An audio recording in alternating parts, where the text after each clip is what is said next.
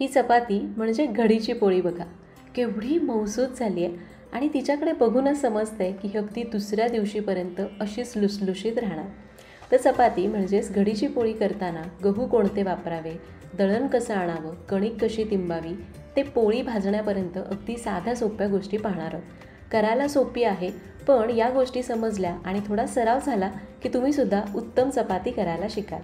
आता चपातीची रेसिपी काय अवघड नाही आहे, फक्त काही टिप्स लक्षात घेणं महत्त्वाचं आहे. चला करूया मऊ लुसलुशीत घडीची पोळी म्हणजेच चपाती. नमस्कार, सरिताच्या स्वयंपाकघरात म्हणजेच आपल्या सरिताज किचनमध्ये आज आपण मऊ लुसलुशीत चपाती म्हणजेच घडीची पोळी कशी करायची ते बघणार आहोत. तर आता तुम्ही म्हणाल चपातीचा व्हिडिओ काय, तर सांगते. माहिती आपल्या चॅनलवर खूप सुगरणी आहेत, स्वयंपाकाचा भरपूर अनुभवी असलेल्या स्त्रिया आहेत किंवा पुरुषसुद्धा आहेत, पण असे सुद्धा काही लोक आहेत की जे नुकतेच स्वयंपाक करायला शिकलेले आहेत किंवा ज्यांना सगळा स्वयंपाक येतो पण चपाती म्हणजेच घडीची पोळी अगदी व्यवस्थित जमत नाही. अगदी केल्या केल्या छान असते पण लगेच वातड होते किंवा सुरुवातीलाच ती वातड होते. तर त्यांच्या बऱ्याच कॉमेंट्स आल्या होत्या, म्हणून म्हणलं चपाती ट्युटोरियल घेऊयात. आता याला चपाती म्हणतात, घडीची पोळी म्हणतात, तुमच्याकडे काय म्हणतात हे मला कमेंटमध्ये सांगा. यावर वादसुद्धा होतो बरं का. असो, आपण जे लहानपणीपासून म्हणत आलो ते म्हणायचं. रेसिपीला सुरुवात करूयात.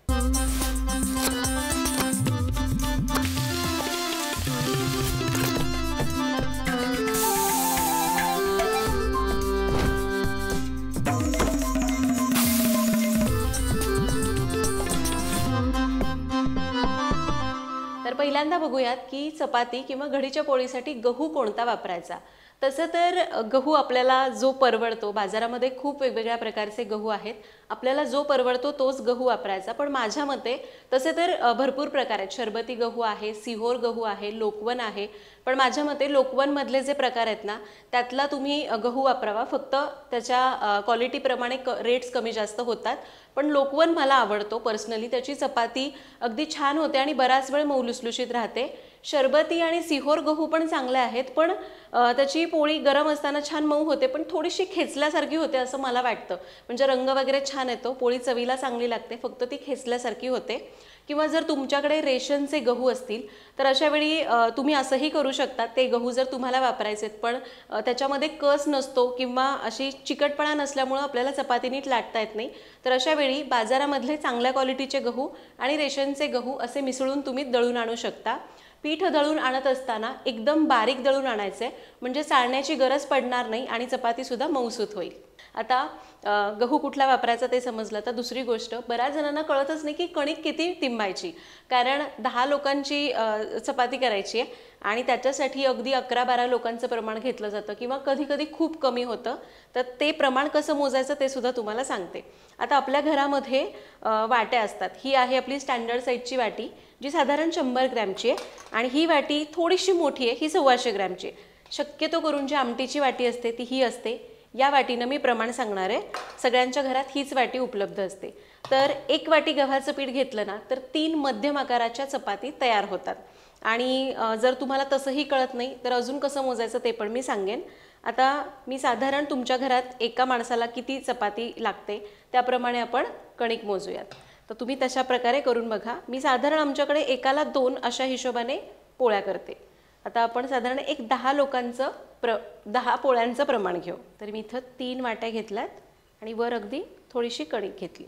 थोडंसं जास्त घ्या, एखादी जास्त झाली तरी चालेल पण कमी पडायला नको. तर हे वाटीने मोजायचं सांगितलं. आता आपल्याला जर असं कळत नाही तर कसं मोजायचं, तर अंदाजे एक मध्यम आकाराची चपाती असेल तर हे बघा, आपलं हे असं याचे भाग करायचे. जेवढ्या चपाती करायच्यात तेवढे भाग करून घ्यायचे. थोडंसं पसरवायचं. तर हे 5 झाले, 6, 7, 8, 9 आणि 10. तर आपण 10 पोळ्यांचं घेतलं आहे बरोबर. हे 10 पोळ्यांचं प्रमाण झालं. कणिक कशी मोजायची हे कळलं, म्हणजे मग कणिक कसं आहे ना, फ्रीजमध्ये ठेवून खायला नको वाटतं, त्यामुळं अशा पद्धतीने आपण त्याला मोजू शकतो. आता यामध्ये घालायचे मीठ चवीपुरतं. आत्ता आपण महाराष्ट्रीयन लोक चपातीमध्ये मीठ घालतो, म्हणजे कणकेमध्ये. तुम्ही जर UPकडे वगैरे जाल तर तिकडे कणकेमध्ये मीठ घातलं जात नाही. मीठ मिसळून घ्यायचं. आता मी तुम्हाला अशी पद्धत सांगणार आहे की जिथे तुम्हाला खूप असं तिंबत एकदम असं खूप जास्त मळत बसण्याची गरज नाही आहे. आता आपण काय करूया, यामध्ये थोडं थोडं पाणी घालू आणि याला ओलवून घेऊ. भिजवायचं नाही आहे, फक्त थोडंसं ओलं करून घ्यायचं आहे. तिंबत वगैरे बसण्याची गरज नाही. आता मी इथं परात घेतली आहे तुम्हाला व्यवस्थित दिसावं म्हणून. पण जर तुम्ही असा एखादा खोलगट मोठा बोल घ्याल ना तर त्यामध्ये कणिक अगदी पटकन भिजली जाते. कणिक मळताना थोडं थोडं पाणी घालायचे अंदाज घेत घेत आणि मग कणिक मळायची. साधारण आता 3 वाटी कणिक घेतली आहे ना तर त्यासाठी 1 वाटी आणि वर थोडंसं पाणी लागतं. हे बघा कणिक मी फक्त ओलून घेतली आहे, तिंबत वगैरे बसलेले नाही आहे. याच्यावर झाकूयात आणि याला एक 15 ते 20 मिनिटं भिजत ठेवू. आता ही कणिक भिजते तोपर्यंत आपण भाजी वगैरे काही आपल्या दुसऱ्या गोष्टी करायच्या त्या करून घेऊ शकतो. तर एक 15-20 मिनिटं कणिक आपण भिजत ठेवली होती आणि हे बघा आता पाणी कणकेने चांगलं शोषून घेतलं आहे, ती चांगली मुरली आहे आणि आता हिला मळून घ्यायचं. पहिल्यांदा आपण फक्त ओलवली, अगदी एक 2-3 मिनिटं लागतात. आता थोडं थोडं तेल लावायचं आणि कणिक चांगली तिंबून घ्यायची.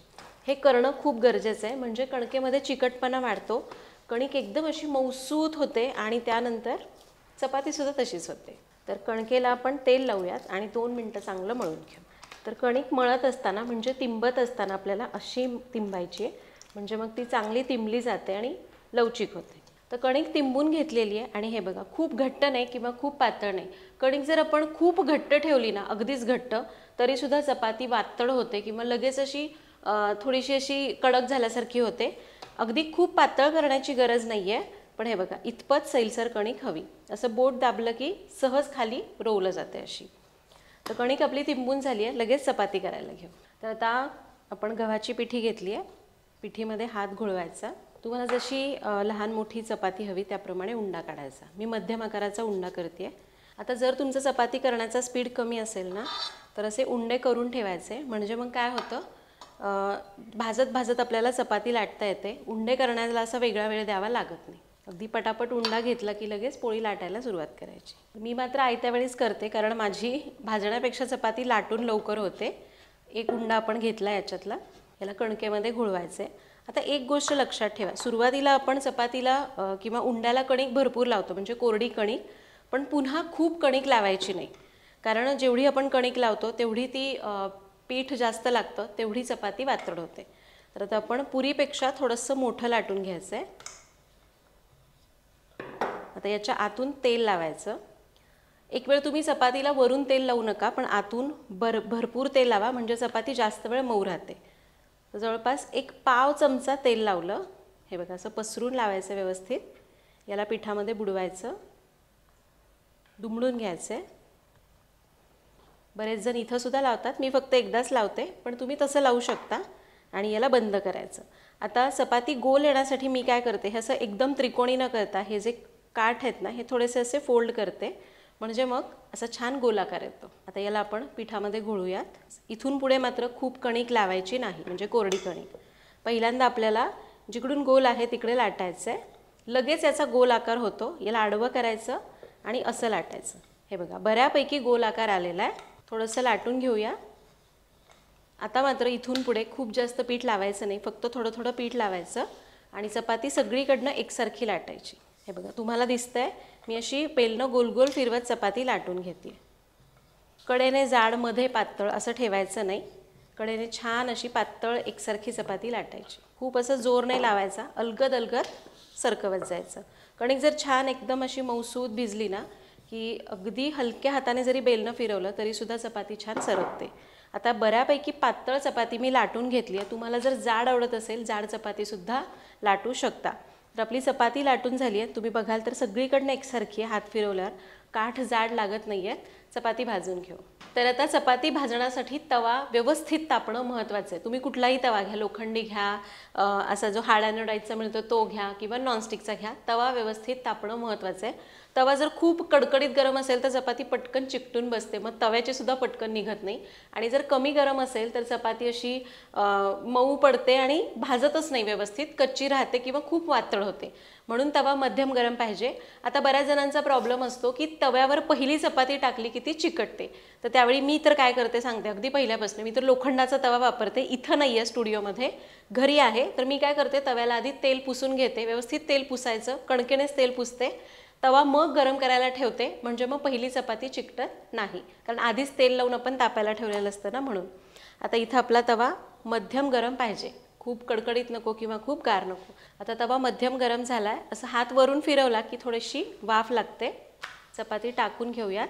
गॅस मोठाच ठेवायचा आहे, कमी करायचा नाही. जर आपण चपाती मंद आचेवर भाजली तर ती 100% वातळ होणार. गॅस एकतर मोठा ठेवा आणि पटपट चपाती भाजून घ्या, किंवा दोन्हीच्या मध्ये मध्यम ठेवा, एकदम कमी करू नका. चपाती टाकल्यानंतर साधारण एक अर्ध्या मिनिटांनी बघा याच्यावर असे बबल्स यायला लागलेत. याला असं फिरवून घ्यायचं आहे आणि चपाती उलटून घ्यायची. गॅस मोठाच ठेवायचा. आता मी याच्या कडेने तेल सोडते. छान चपाती फुगती आहे. काठापर्यंत आपण एकसारखं लाटतो ना, त्यामुळे चपाती छान फुगली जाते. तुम्ही वरून जे तेल लावता ते कमी लावलं तरी पण चालणार आहे. आता गॅस मोठाच ठेवायचा आणि चपाती आता तेल लावली आहे ना, पहिल्यांदा एका बाजूने भाजायची. सगळी अशी गोल गोल फिरवत भाजली की मग उलटून घ्यायची. इकडून चपाती भाजलेली आहे, आता दुसऱ्या बाजूने पण भाजून घेऊ. तर हे बघा, छान चपाती खरपूस भाजलेली आहे, तरीसुद्धा मऊसूत आहे. अशा जाळीवर काढायची म्हणजे चपाती वाफ धरत नाही आणि तिला पाणी सुटत नाही, या प्रकारे. किंवा आपली टोपलं वगैरे असतं ना, त्याच्यावर काढायची. टोपलं म्हणजे बुट्टी, दुरडी, तुम्ही जे काय म्हणता ना ते, कारण ती अशी थोडीशी जाळीदार असते, तर मग तिच्यात वाफ धरत नाही. आता उरलेली चपाती आपल्याला अशीच करून घ्यायची आहे. फक्त काय, भाजत भाजत आपल्याला दुसरी चपाती लाटून घ्यायची. तुमच्याशी बोलत होते, तुम्हाला सांगत होते म्हणून मी दुसरी चपाती लाटली नाही. आणि तुमचा स्पीड अगदीच कमी असेल तर सरळ मी सांगते काय करायचं. पहिल्यांदा सगळे उंडे करायचे, त्यानंतर आपण हा जो तेल लावून त्रिकोण करतो की नाही, ते सगळे त्रिकोणसुद्धा करून घ्यायचे. म्हणजे तुम्हाला 10 चपात्या करायच्यात ना, पहिल्यांदा गॅस वगैरे काही चालू करू नका. हे असे त्रिकोण आहेत, हे त्रिकोण आधी करून ठेवा या प्रकारे. आणि मग गॅस चालू करायचा आणि मग फक्त हा त्रिकोण आहे, इथून पुढे लाटायला सुरुवात करायची.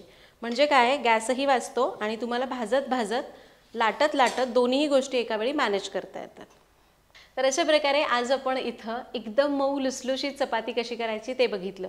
अगदी म्हणजे आपल्याला सोपा वाटणारा पदार्थ. बरेच जण म्हणतील चपाती काय, पण खरं सांगा कितीतरी जणांना संपूर्ण स्वयंपाक येतो पण चपाती करता येत नाही, कारण त्यासाठी थोडेसे स्किल्स लागतात. आणि तेच मी आज शक्य तेवढं इथं सांगण्याचा प्रयत्न केला. कणिक तिंबत असताना सुरुवातीला वेळ वाचवण्यासाठी ओलवून घ्यायची, 20 मिनिटं झाकायची आणि त्यानंतर तेल लावून चांगली एक 5 मिनिटासाठी तिंबून घ्यायची, म्हणजे खूप तिंबण्याची गरज पडत नाही. आणि त्यानंतर चपाती लाटत असताना, म्हणजे कणिक खूप घट्ट नको, पातळ नको, आणि चपाती लाटायला सुरुवात केल्यानंतर खूप जास्त पिठाचा वापर करायचा नाही, नाहीतर मग इतकं पीठ कोरडं होतं की चपाती वातड होते. चपाती एकसारखी सगळीकडनं लाटायची, म्हणजे ती एकसारखी फुगली जाते. मध्ये तेल लावायचं, पीठ लावायचं, म्हणजे लेअर सेपरेट होतात आणि चपातीला फुगण्यासाठी मदत करतात. चपाती भाजत असताना गॅस मोठा ठेवायचा किंवा मध्यम ठेवा, मंद आचेवर चपाती भाजायची नाही. अशा प्रकारे जर तुम्ही हळूहळू या सगळ्या गोष्टी फॉलो केल्या तर तुम्ही सुद्धा चपाती एक्सपर्ट व्हाल. आणि खरं सांगते, चपाती तुम्ही आत्ता मी व्हिडिओ दाखवला की लगेच केले की लगेच अगदी होणार नाही, त्याला प्रॅक्टिस लागते. एकसारखी लाटता येणं गरजेचं आहे. हळूहळू प्रॅक्टिस केली की तुम्हाला सुद्धा ती जमेल. आणि आपण इथे ही जी चपाती केली आहे, हे बघा किती मऊ लुसलुशीत झालेली आहे. असं आपण जेव्हा मुठीमध्ये दाबतोय त्यावेळी बघा एकदम अशी छान मुठीमध्ये बसते, इतकी मऊसूत झालेली आहे. तोडल्यानंतर तुटते आणि याच्याकडे बघूनच तुम्हाला समजते की ही दुसऱ्या दिवशीपर्यंत अशीच मऊसूत राहणार. तर तुम्ही सुद्धा इथं सांगितलेल्या टिप्स वापरून चपाती करायला सुरुवात करा. जर तुम्हाला चपाती येत नसेल तर, माझं काही सांगायचं राहिलं असेल तर ते सुद्धा मला कमेंटमध्ये सांगा. पुन्हा भेटूयात अशाच एका नवीन व्हिडिओमध्ये. तोपर्यंत धन्यवाद.